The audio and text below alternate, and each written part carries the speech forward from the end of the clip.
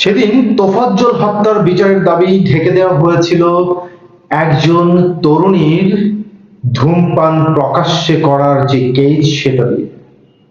আসিয়ার হত্যার বিচারের দাবিও ঢেকে দেওয়া হয়েছে ওই কিরে মধু মধু তরমুজ বিক্রেতার সেই ভাইরাল ভিডিওতে।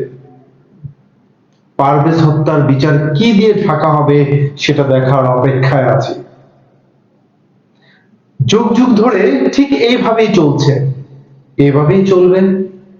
কিছুদিন সবাই আন্দোলন করবে, প্রশাসন তড়িঘড়ি করবে, তোড়জোড় করবে, তদন্ত সেরকম ভাবে হবে, কিন্তু একটা সময় আবার কোনো একটা বিষয় ভাইরাল হবে, সবার ফোকাস সেদিকে চলে যাবে, সবাই হাসি ঠাট্টা করবে, ব্যাস বিচারের দাবি এখানেই শেষ। সবাই যে যার মতো আবার ব্যস্ত হয়ে পড়বে। বিশ্বাস করলেন না তো? ভাবছেন তেমন কিছু না, আমরা বাঙালি তো সবই ভুলে যায়।